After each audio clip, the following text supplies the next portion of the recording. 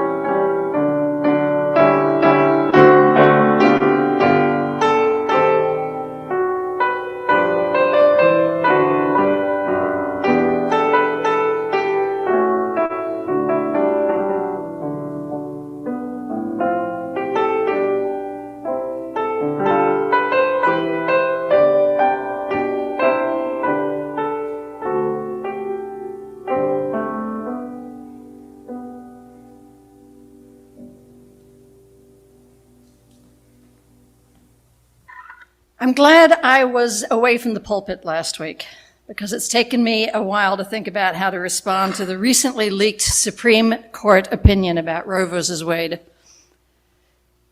You all know that before turning to the ministry, I was a nurse practitioner, and my specialty was women's health care. I have volunteered at rape crisis centers and domestic violence courts and shelters. I've worked in teen pregnancy clinics, gynecologic and obstetric emergency rooms, reproductive health clinics, and home visitation programs for pregnant women and new parents. For years, I have been immersed in the controversies surrounding women's bodies and who gets to make the decisions and laws about an individual's body. Too often, the laws seem slanted to punish and restrict instead of support the folk in need. For instance, I've witnessed times when a pregnant woman who had no resources to eat well, no safe place to sleep, and no access to health care was incarcerated for drug use. The charge was child abuse to the unborn child. The law determined the drug use was criminal without even registering the social criminality of the poverty that she was immersed in. I've been in the position of trying to help women gain access to adequate contraception that was restricted due to their age, perhaps due to their geographical isolation, such as in the rural Indian reservations, or to state legalized restrictions. I've had to sneak birth control pills to people and manipulate healthcare systems in order to provide what I considered adequate care. There have been times women hid in my home, fleeing violent partners. There have been many hours counseling and nursing bruised and hurt bodies. Ever since I can remember, there has been a battle over who can make decisions for women. It seems there has been a long-established distrust that we can have autonomy and freedom. I can't tell you how many reproductive justice protests and rallies I have attended over the years. My first was in Washington, D.C. in 1989, then Atlanta, Georgia, Phoenix, Arizona, San Francisco, and Seattle just yesterday. So I'm not surprised by this new threat to reproductive liberty, but I do have quite a bit of passion about it, because most of the protests have been against state restrictions.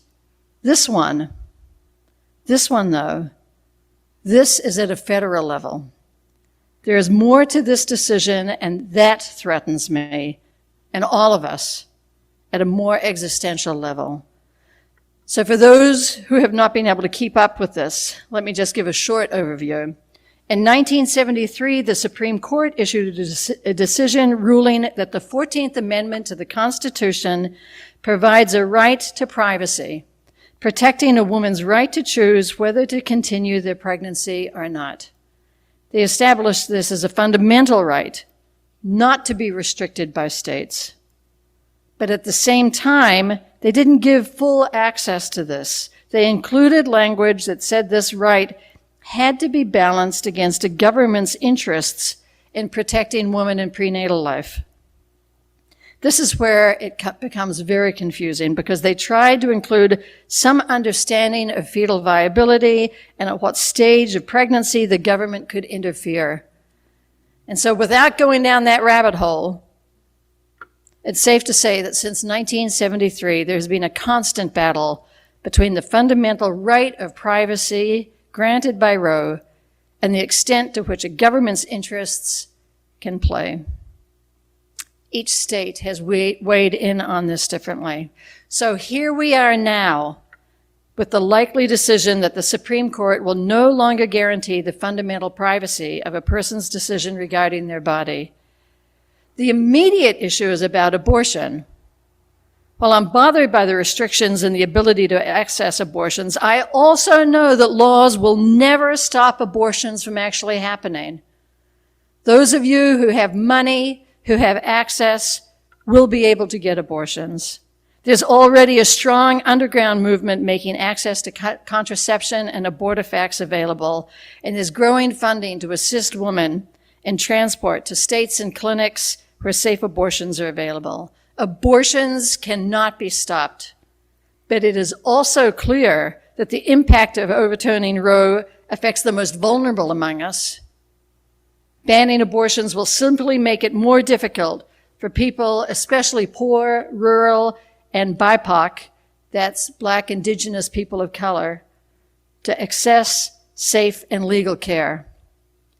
But the existential threat that I am distressed about is the precedent this sets for so many of the rights that have been established over the last number of years.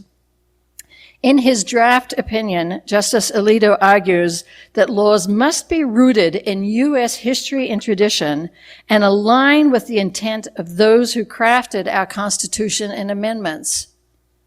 He writes, the inescapable conclusion is that a right to abortion is not deeply rooted in the nation's history and traditions. We hold that Roe must be overturned. In other words, he believes we need to revert to a constitution written over 230 years ago by white property-owning men who did not recognize the legal existence of women and who did not intend to include the interests of enslaved Black and Indigenous people. Can this be right? Can we not change the direction of our laws and regulations if we find them to be outdated, archaic, and yes, morally corrupt? And let us be clear that there is a distinction between what is legal and what is moral. Just because something was legal according to the Constitution does not mean it was right. Peter Morales, the former president of the Unitarian Universalist Association, wrote these words: He wrote them about immigration, but they translate across issues. As a religious people who affirm human compassion, advocate for human rights, and seek justice, we must never make the mistake of confusing a legal right with a moral right. The forced removal of Native Americans from their land and onto reservations was legal. The importation and sale of African slaves was legal. South African apartheid was legal. The powerful have always used the legal system to oppress the powerless. It is true that as citizens we should respect the rule of law. More importantly, though, our duty is to create laws founded in our highest sense of justice, equity, and compassion. Loud voices urge us to choose fear, denial, reactionary nationalism, and racism. We must resist and choose the better way urged by every major religious tradition. We must choose the path of compassion and hope. That's the end of his quote. Alito's argument that we must return to our initial founding constitution just does not cut the ice. It does not account for the evolution of our morality, nor for the fact that our founders were, in fact, human, and they were wrong. U.S. history and tradition is deeply rooted in slavery, racism, misogyny, economic disparity, transphobia, and queer bashing. These have been legal, but they are not moral, and they are certainly nothing to aspire returning to. Our Side with Love advocates at the UUA National Office write these words. The truth is that the conversation about abortion and reproductive rights has always been about Christian nationalism, misogyny, and white supremacy. Under the guises of religious liberty and states' rights, the white, earning class Christian right has been working since the end of the Civil War to subjugate and criminalize black and brown bodies, maintain power, and hoard wealth. In the post-Roe era, with the rise of the evangelical right, politicians quickly discovered that abortion was a highly motivating electoral issue to their base, and they have been waging cultural wars ever since.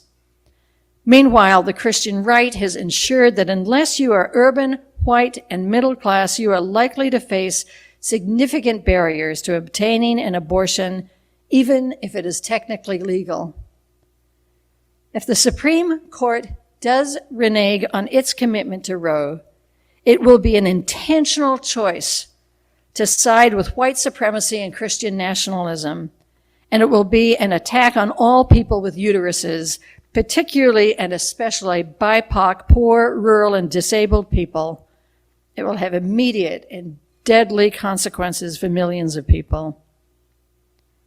It also threatens to be the first move down the path to overturn everything having to do with the right about privacy.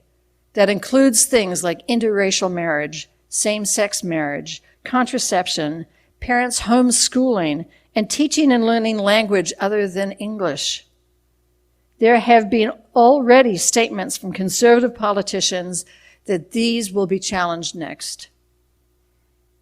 We are already seeing attacks on the rights of trans people with laws restricting what they can do with their bodies.